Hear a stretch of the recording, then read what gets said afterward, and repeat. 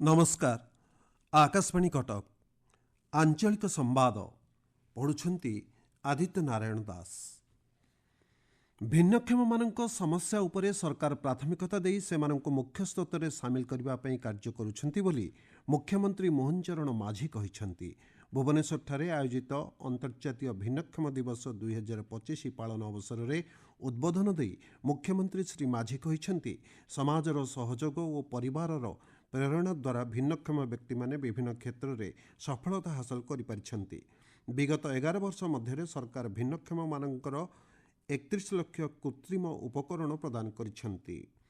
एही अवसर में मुख्यमंत्री T20 दृष्टिबाधित महिला विश्वकप क्रिकेटर 4 जन खेलाड़ी समेत जातीय और अंतर्जातीय स्तर में कृतित्व अर्जन करुथिबा 33 जन भिन्नक्षम क्रीड़ाविद को संबर्धित करथिले। पुरीठारे आसंता कालीठारू 3 दिनिया ग्लोबल एनर्जी लीडर्स समिट 2025 आरंभ होब। स्वच्छ इंधन क्षेत्र में भारतर कार्यपंथा और अग्रीण भूमिका विषय रे एथिरे आलोचना कराजिबो। सूचना अनुसार केंद्र मंत्री प्रहलाद जोशी श्रीपद नायक सम्मेलन में जोगदेबे।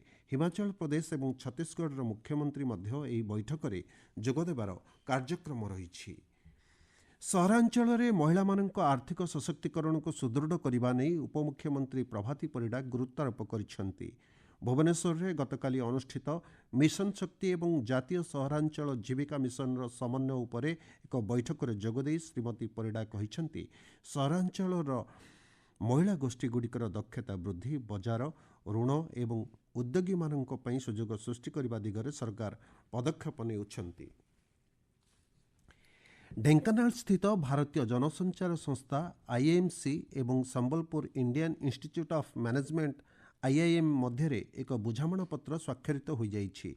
उभय शिक्षानुष्ठान सहयोग में बुझामणा पत्र जरिया अध्यापक और छात्र छात्री मानकर शिक्षार आदान प्रदान गणमाध्यम जोगाजोग परिचालना और उद्योगिता क्षेत्र में अधिक गवेषणा को गुरुत्व दि जाइछि।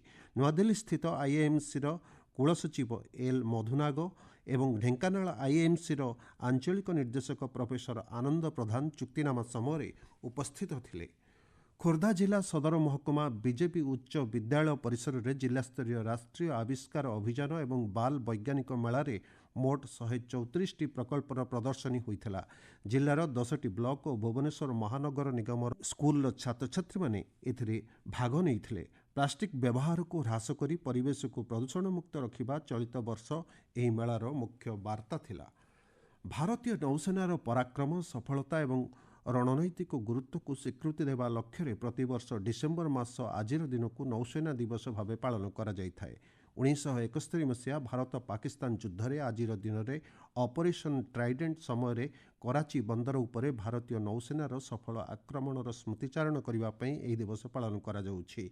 जातीय सुरक्षा और सामुद्रिक ऐतिह्य भारतीय नौसेनार भूमिका विषय लोकमानंक मध्य सचेतनता सृष्टि सहित देशप्रेम और एकतार भाव को उत्साहित करिथाए। नयगढ़ जिला गणिया पीएम श्री किशोर चंद्र सरकारी उच्च विद्यालय परिसर में सांसद क्रीड़ा महोत्सव उद्घाटित हो जाइए। कार्यक्रम में ब्लॉक शिक्षाधिकारी रवींद्रनाथ राउतराय जोगदे पाठपढ़ा सह क्रीड़ा और संस्कृति को अग्राधिकार देवाई समस्ते चेष्टा करने आवश्यक बोली मत देइथिले। राज्य में ई-केवाईसी प्रक्रिया जारी रही। चलित मास शेष सुधा यह अवधि को वृद्धि करा जाइछि बोली जोगाण मंत्री कृष्णचंद्र पात्र कहिसेंती। सरकारंकर आंतः विभागीय ई-केवाईसी अभियान फल क्षेत्र स्तरीय जांच समय गत मास 26 तारीख सुधा 6,93,995 जन मृत व्यक्ति को ठाब करा जाइछि बोली विधानसभा ए संपर्कित एक प्रश्नर उत्तर में मंत्री श्री पात्र कहिसेंती। राजधानी भुवनेश्वर में गतकाली रूपार दाम 5,000 टंका बढ़िबारु किलोग्राम पिछा रूपा मूल्य 2 लाख टंका अतिक्रम करिछि। सूचना अनुसार गत मास 25 तारीख ठारू रूपा दाम लगातार भावे वृद्धि पाई गत 9 दिन मध्य 40,000 टंका वृद्धि पाइछि। राज्य में आज शीतर प्रकोप वृद्धि पाइब और राति तापमात्रा 2 ରୁ 3 डिग्री पर्यंत ह्रास पाइब बोली भुवनेश्वर आंचलिक पाणीपाग विज्ञान केन्द्र पक्षर अनुमान करा जाइछि। सुंदरगढ़ कलाहांडी कंधमाल कोरापुट झारसुगुड़ा बलांगीर और सोनपुर जिले में घन कोढ़ीर संभावना रही। आंचलिक संवादर प्रसारण बर्तमान पे शेष होला। आपण मैंने आमर परवर्ती आंचलिक संवाद शुणिपारे दिन 2:32 समय।